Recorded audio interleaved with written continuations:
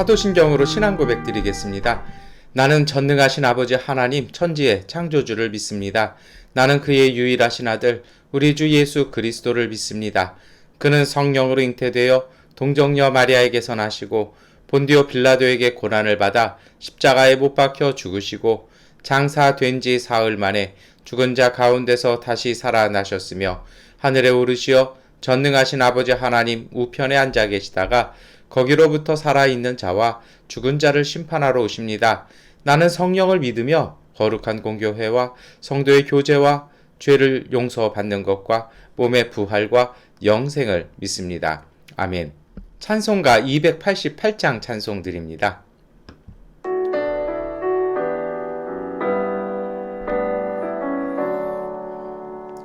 예수를 나의 구주 삼고 성령과 피로써 거듭나니 이 세상에서 내 영혼이 하늘의 영광 누리도다. 이것이 나의 간증이요 이것이 나의 찬송일세. 나 사는 동안 끊임없이 구주를 찬송하리로다. 온전히 주께 맡긴 내 영 사랑의 음성을 듣는 중에 천사들 왕래하는 것과 하늘의 영광 보리로다. 이것이 나의 간증이요 이것이 나의 찬송일세. 나 사는 동안 끊임없이 구주를 찬송하리로다. 주 안에 기쁨 누림으로 마음의 풍랑이 잔잔하니 세상과 나는 간 것 없고 구속한 주만 보이도다. 이것이 나의 간증이요 이것이 나의 찬송일세. 나 사는 동안 끊임없이 구주를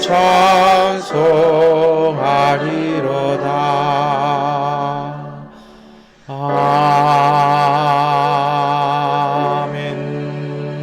아멘. 누가복음 10장 25절부터 37절까지의 말씀을 세번역번 성경으로 함께 읽겠습니다. 어떤 율법 교사가 일어나서 예수를 시험하여 말하였다. 선생님, 내가 무엇을 해야 영생을 얻겠습니까? 예수께서 그에게 말씀하셨다. 율법에 무엇이라고 기록하였으며 너는 그것을 어떻게 읽고 있느냐? 그가 대답하였다. 내 마음을 다하고 내 목숨을 다하고 내 힘을 다하고 내 뜻을 다하여 주 너희 하나님을 사랑하여라 하였고 또 내 이웃을 내 몸같이 사랑하여라 하였습니다. 예수께서 그에게 말씀하셨다. 내 대답이 옳다. 그대로 행하여라. 그리하면 살 것이다. 그런데 그 율법 교사는 자기를 옳게 보이고 싶어서 예수께 말하였다. 그러면 내 이웃이 누구입니까? 예수께서 대답하셨다. 어떤 사람이 예루살렘에서 여리고로 내려가다가 강도들을 만났다. 강도들이 그 옷을 벗기고 때려서 거의 죽게 된 채로 내버려 두고 갔다. 마침 어떤 제사장이 그 길로 내려가다가 그 사람을 보고 피하여 지나갔다. 이와 같이 레위 사람도 그곳에 이르러 그 사람을 보고 피하여 지나갔다. 그러나 어떤 사마리아 사람은 길을 가다가 그 사람이 있는 곳에 이르러 그를 보고 측은한 마음이 들어서 가까이 가서 그 상처에 올리브 기름과 포도주를 붓고 싸맨 다음에 자기 짐승에 태워서 여관으로 데리고 가서 돌보아 주었다. 다음 날 그는 2데나리온을 꺼내어서 여간 주인에게 주고 말하기를 이 사람을 돌보아 주십시오. 비용이 더 들면 내가 돌아오는 길에 갚겠습니다 하였다. 너는 이 세 사람 가운데서 누가 강도 만난 사람에게 이웃이 되어 주었다고 생각하느냐? 그가 대답하였다. 자비를 베푼 사람입니다. 예수께서 그에게 말씀하셨다. 가서 너도 이와 같이 하여라. 아멘. 네, 오늘 누가복음 10장의 말씀 우리 함께 읽었습니다. 10월 10월 달을 이렇게 보내면서 여러분 참 많은 생각들이 있을 것 같아요. 저도 그렇습니다. 뭐 우리 상황이나 삶이 좀 그렇잖아요. 그런데 생각해 보면 그래요. 이럴 때가 되면요, 우리는 자꾸 무엇을 특별한 일을 하려고 이렇게 자꾸 합니다. 그런데 좀 냉정하게 살펴보면 그 특별하게 무언가를 해야 되겠다라고 생각을 하고 마음을 쓰고 그러다 보면 시간 지나가고 나면요, 정말 우리가 해야 될 일들을 놓치는 경우들이 정말 많은 것 같아요. 예전에 제가 학교 다닐 때 그랬어요. 목회를 잘하려면 어떻게 해야 되느냐, 뭐 이런 것들이 화두죠, 아무래도. 그러니까 학교 다닐 때 제 친구들이 여기저기 막 쫓아다녔던 것 같아요. 왜냐하면 이제 목회지도 나가야 되고 뭐 그러지 않으려면 이게 뭐 좀 이렇게 소위 말해서 줄도 좀 있어야 될 거고 하니까 뭐 그런 데 가서 봉사한다. 뭐 유명한 목사님 교회 뭐 아니면 교수님들 쫓아다니면서 뭐 이렇게 가방도 들어드리고 거기 가서 물건도 나르고 그렇게 하는 걸 쭉 봤어요. 근데 이제 제 친구 한 명은 그렇게 잘 안 해요. 봤더니 그냥 조용히 책을 읽어요. 그래서 제가 물어봤어요. 저도 좀 숫기도 없고 그런 거 잘 못하는 쪽이라 가서 물어봤어요. 그랬더니 그 친구가 저한테 그렇게 얘기합니다. 저런 시간에 그냥 책이라도 좀 제대로 한 권 읽는 것이 나중에 목회 나가서 성도들 만날 때 좀 창피하지 않겠냐라고 하면서 그렇게 말하는 걸 보니까 그 말이 맞는 것 같아요. 그래서 둘이 이렇게 도서관을 열심히 지켰던 기억이 납니다. 시간 지나가고 나니까 그 말이 맞는 것 같아요. 학생이면요, 학생의 일을 하는 것이 맞는 것 같고요. 내게 주어진 것을 잘 지켜나가고 성실한 것이 여러분 사실은 미래를 준비하는 길이기도 합니다. 이런 관점에서 오늘 누가복음 10장의 말씀 함께 보셨으면 좋겠습니다. 미리 말씀드립니다. 어제 주일 말씀과 연계해서, 그래서 어제 말씀을 제가 미처 시간 관계상 못 드린 부분들을 오늘 그리고 내일에 이어서 이렇게 계속 이어서 말씀을 함께 나누려고 합니다. 예수님과 이 학자들 사이에 토론이 일어났습니다. 그러니까 사실 그래요. 어떤 분들은 뭐 종교 토론이고 이건 신학적인 논쟁 아니냐라고 그러는데요. 그렇게 생각하시면 조금은 아쉽습니다. 왜 그러냐면 여러분, 신앙이라는 것은 그 당시도 그렇고요, 지금도 그렇고요, 내가 살아가는 삶을 결정짓는 기준입니다. 그러니까 그 기준에 따라 이렇게 다르는 것이죠. 예전에 제가 좀 당뇨가 심했을 때 저희 집 사람이 저를 위해서 여러 가지 음식도 특별하게 해주고 이렇게 한 걸 여러분 모두가 아실 것입니다. 근데 나중에 병원을 가가지고요, 한동안은 이제 병원을 저만 다녔잖아요. 그러다 이제 저희 집 사람도 같이 이렇게 갔어요. 그랬더니 이제 담당하는 교수님이 이게 딱 수치를 보더니 뭐라 그러냐면 도대체 무슨 짓을 하신 겁니까?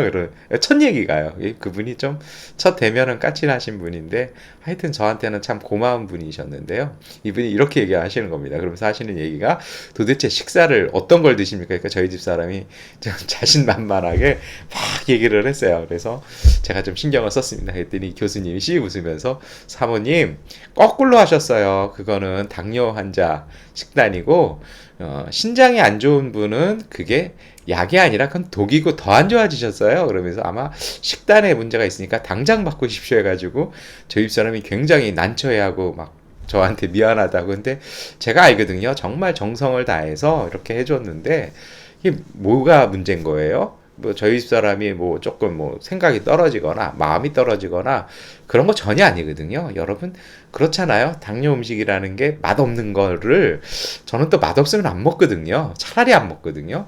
그러니까 그거를 또 맛있게 이렇게 하느냐고 얼마나인지 제가 알아요. 근데 뭐가 문제였습니까? 기준의 문제였던 거죠. 그러니까 신장병 환자면 신장병의 기준에 맞춰서 해야 되는데 의사 선생님, 그것도 사실 제 문제도 해요. 제가 잘못 전달한 거죠. 당뇨 수치를 더 많이 떨어뜨려야 된다고 하더라 하니까 이제 거기에 주안점 둔 거죠. 그러니까 제가 드리고 싶은 얘기는요, 뭐 저희 가정의 이야기가 아니라 기준에 따라 우리의 삶은 달라지게 되어 있습니다. 그러니까 율법학자들과 예수님의 논쟁은 그냥 할 일 없는, 그리고 어떤 변론 이런 것이 아니라, 그 사도 바울은 심지어 뭐라고 얘기해요? 헛수고 같은 변론을 그치라, 뭐 이런 얘기 하잖아요. 이게 아니었다라는 거예요. 왜 그런 줄 아십니까? 이때는요 민족이 힘들었어요. 막 로마가 언제 이것을 완전히 진압해 버릴지도 모르는 상태고, 자꾸 반란은 일어나고 있고, 또 로마의 정책에 반란을 많이 일으키는 국가들은 아예 쓸어버리는 그런 정책이었거든요. 그러니까 얼마나 이런 속에서 우리가 신앙을 어떻게 지키고, 당장 우리 그 민족 뭐 그런 개념이 아니라 당장 우리가 내일 어떻게 살아야 될지가 답이 안 나오는 때에 어떤 신앙생활을 할 거냐, 우리가 어떻게 해야 구원을 얻을 것이냐라는 실질적인, 사실은 이거 거의 뭐 의사당에서 야당 여당이 싸우는 그러한 내용이라도 볼 수 있는 것이죠. 그러니까 유대인들, 특히 율법 교사가 그 영생이라는 얘기를 꺼냅니다만, 이 영생이라는 말은 이게 이제 그 히브리족 개념하고 또 우리 개념은 틀려요. 그러니까 이 영생이라는 건 하나님 나라의 삶을 얘기하는 거거든요. 그러니까 구원받는 삶을 얘기합니다. 그래서 어쩌면 영생이라고 번역을 했을 수도 있어요. 그러니까 평화를 누리는 삶, 샬롬을 유지하는 삶을 얘기하거든요. 그러니까 예수님께서 딱 물어보시는 거예요. 그거를 왜 나한테 묻냐라는 겁니다. 이미 성경에 하나님께서 알려주시지 않았냐라는 것이죠. 그래서 우리가 다 아는 말씀이 딱 나옵니다. 그것이 바로 내 마음을 다하고 목숨을 다하고 내 힘을 다하고 내 뜻을 다하여 하나님을 사랑하라는 것이죠. 그러고 나서요, 이거 하니까 예수님께서 그래 그거 맞아. 그러고 나서 뭐라고 얘기하세요? 그대로 행하면 살 것이다.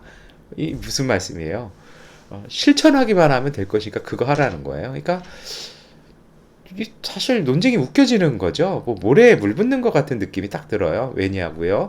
당장 우리가 무엇을 해야 될까요? 그랬더니 그래서 사실 율법교사는 새로운 걸 물어본 걸 수도 있어요. 왜냐하면 예수님이 새로 나타나셨기 때문입니다.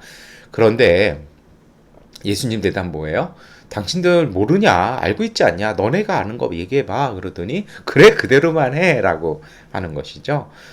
그러니까 율법 교사가요, 이 좀 그래요. 그리고 또 자기가 좀 잘난 척하고 싶어요. 그래서 자기는 솔직히 자기는요, 자기가 이웃이라고 생각하는 사람한테 최선을 다했거든요. 예수님이 그래 그럼 당신은 다 이루었으니까 영생할 겁니다, 이게 아니잖아요. 행해라라 그러니까 안 하고 있다라는 얘기거든요. 그러니까 뭐라 얘기합니까? 그럼 내 이웃이 누굽니까? 라고 얘기하니까 예수님께서 우리가 잘 아는 선한 사마리아 사람의 비유를 말씀하십니다. 강도당한 사람, 제사장, 레위인, 그리고 유대인들이 사람으로도 치지도 않았던 그 사마리아 사람이 지나가죠.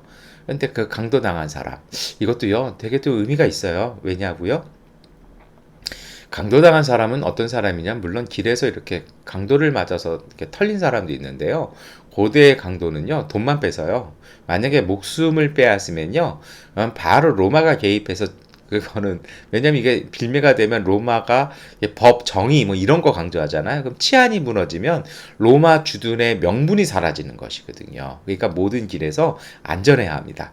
그런데 오늘 본문에 보면 이 사람 거의 죽게 됐다라고 얘기 나오잖아요. 그거는 그 당시의 문화나 상황으로는 어떤 것이냐면, 이 사람은 민족주의자였습니다. 쉽게 말하면 우리 같은 친일파였던 거예요. 그 당시에 강도는 대부분 뭐 그런 강도도 있었습니다만 대부분은요, 이게 약간 독립운동하는 사람들. 그래서 옛날에 우리나라도 뭐 있었습니까? 뭐 육혈포 강도 뭐 이런 거 있었잖아요. 예, 이 육혈포가 이 총이 6발 나가서 육혈포라고 했는데요. 이런 사람들 어떻게 하냐? 보통은 독립자금을 빼앗기도 하고요. 그런데 이 사람이 봐서 뭐 세리라든지 아니면은 좀 율법을 아주 어기는 민족의 정결을 해치는 사람이라면 이 사람들은 거의 두들겨 패서 목숨을 위험하게 죽이진 않아요. 왜요? 율법이 금하고 있기 때문입니다. 그러니까 아마도 이 사람 자체는요, 이런 사람이었을 것으로 보입니다.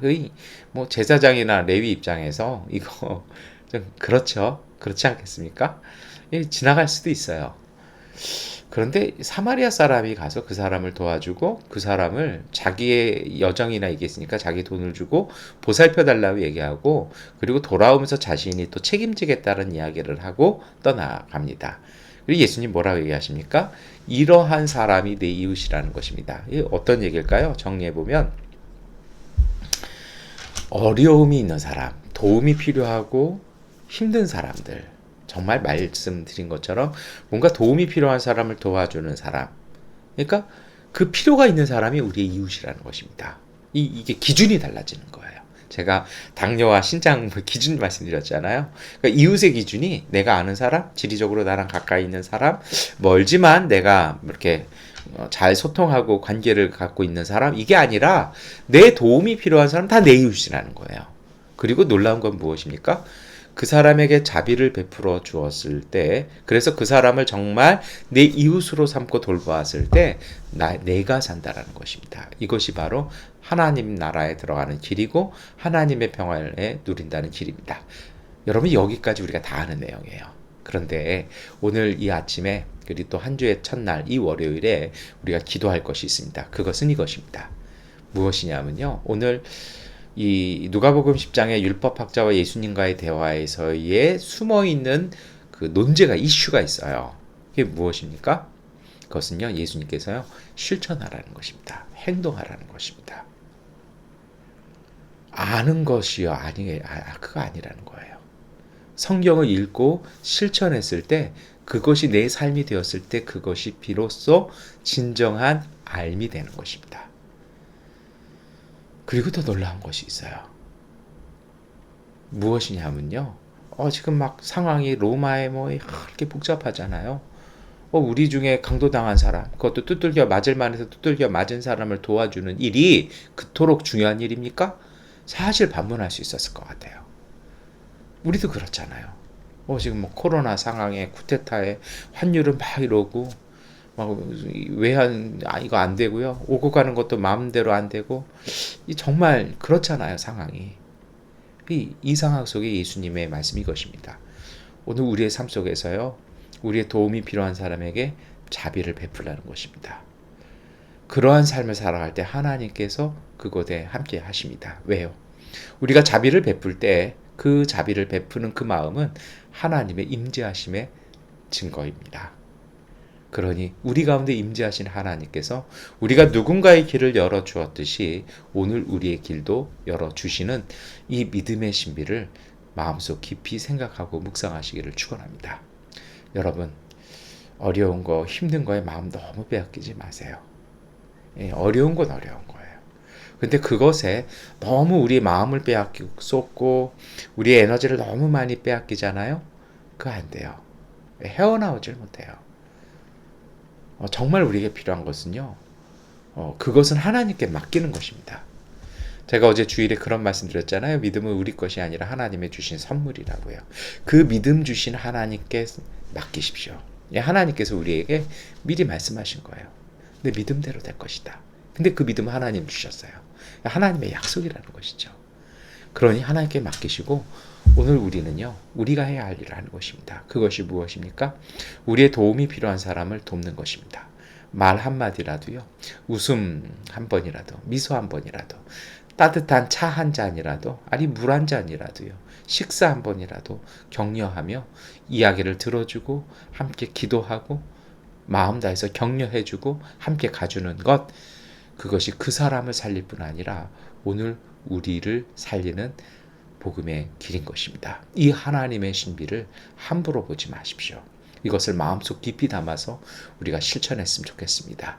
우리가 그것을 실천할 때 하나님께서 우리 가운데 평화를 이루어 가시고 미얀마를 복되게 하실 것입니다. 기도하겠습니다. 전능하신 아버지 하나님, 참 복음의 길이 쉽고 단순한데 우리는 그것을 무시할 때가 정말 많습니다. 하나님, 이제 우리로 그 단순한 믿음, 단순한 실천과 단순한 행동을 이제는 우리가 순종하게 하여 주시옵소서.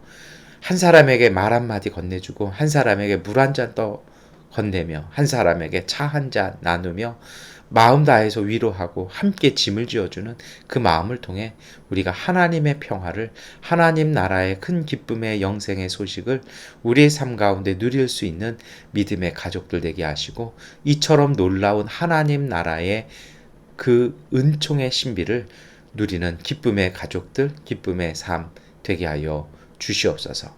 예수 그리스도의 이름으로 기도드립니다. 아멘.